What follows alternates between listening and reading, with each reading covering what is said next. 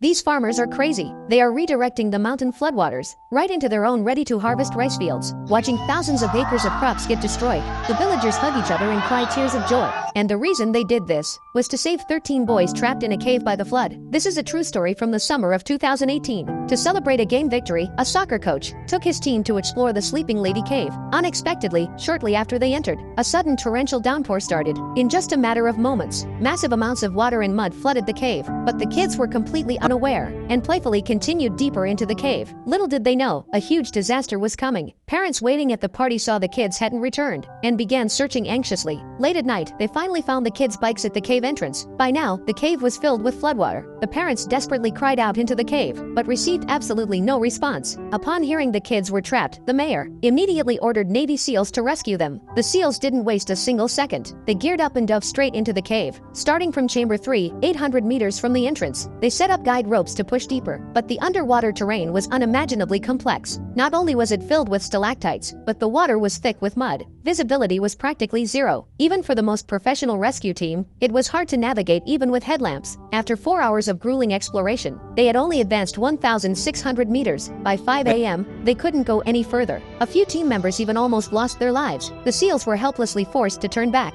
The mayor finally realized the gravity of the situation and sent out an urgent global plea for help. Dozens of massive water pumps were brought in to pump water out of the cave, but against the non-stop day and night rain, it seemed to have no effect. Then, a water engineer found the root of the problem. Rainwater was pouring into the cave through mountain cracks, causing the water level inside to keep rising. To solve this, they had to divert all the mountain runoff down into the ready-to-harvest rice fields below. Knowing the kids' lives were on the line, the villagers agreed without a second thought. They even volunteered to patch the sinkholes and build diversion channels. With everyone working together, they finally stopped the water level from rising. But because the cave's terrain was so complex, draining it completely would take at least 2 months. The kids couldn't possibly survive that long. And by now, 5 days had already passed. Everyone began to doubt if the kids were still alive. Some parents had already lost all hope, only wishing to find and bring back their children's bodies. Morale hit rock bottom. Meanwhile, diving expert Carl saw the news. Without hesitation, he contacted his partner Jack. They volunteered and rushed to the scene overnight. Skipping meals, they geared up and hurried to scout the cave. Following the SEALs' guide ropes, they pushed forward. But the complexity of the terrain was beyond imagination. Raging currents made progress incredibly tough. Jagged stalactites could slash their air hoses at any second, which would bury them there forever. After 4 hours of brutal diving, they finally reached the T-junction of the SEALs' ropes. Just as they rested and prepared to continue, a cave wall suddenly collapsed. A massive surge of water and rocks crashed into them.